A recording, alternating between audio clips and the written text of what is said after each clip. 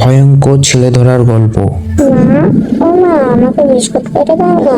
দাঁড়া তনু মা, এখন তো কাজ করছি। রিয়া, আমি চলে যাচ্ছি, গাড়ির টাইম হয়ে গেছে। সব ঠিকঠাক করে নিয়ে এসো তো? হ্যাঁ গো, সব নিয়ে নিয়েছি, তুমি মেয়ের খেয়ে রেখো। দেখ সোনা মা, কোথাও বাইরে যাবে না।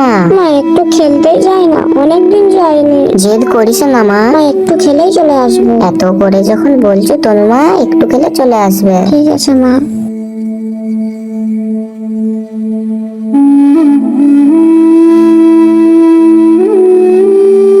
আহা কি মজা, আহা কি মজা, কতদিন পর আমার শিউলি বান্ধবীকে দেখতে পাবো। ওহো কি মজা। শিউলি যতক্ষণ না আসে এখানটাতেই বসি, তখন আজকে অনেক কিছু খেলবো।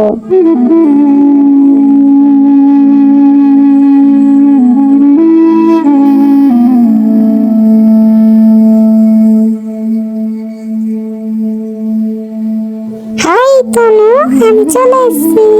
কেমন আছো?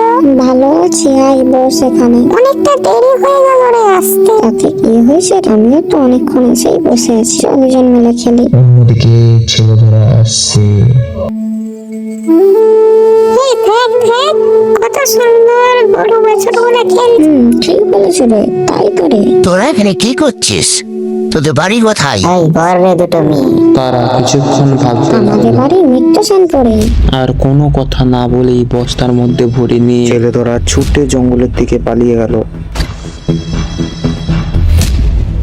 অন্যদিকে শিউলি ছুটে ছুটে তনুর মায়ের কাছে গেল। কাকিমা, ও কাকিমা, কাকিমা। কি হয়েছে শিউলি, এত ছুটে ছুটে আসছিস? আমি আর তনু বসেছিলাম, হঠাৎ একটা ছেলে ধরে এসে তনুকে বস্তায় করে ভরে নিয়ে পালিয়ে গেছে। এ কি বলছো শিউলি?